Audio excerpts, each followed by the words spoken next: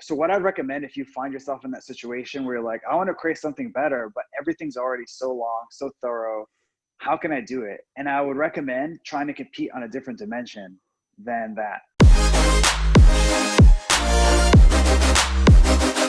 Like there's some pieces of content that are just like 30 to 40,000 words long, right?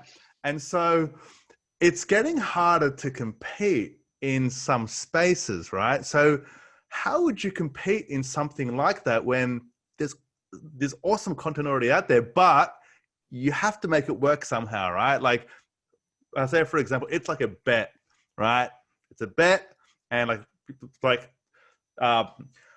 the goal is to rank above that specific site. How would you do it?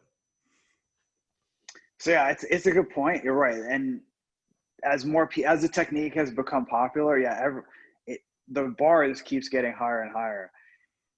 So what I'd recommend if you find yourself in that situation where you're like, I want to create something better, but everything's already so long, so thorough, how can I do it? And I would recommend trying to compete on a different dimension than that, because content length is one way to compete. If you're like, okay, this one's not that thorough and I'm going to make it thorough, but there are other dimensions you can compete on besides just making it more thorough. Like, for example, design.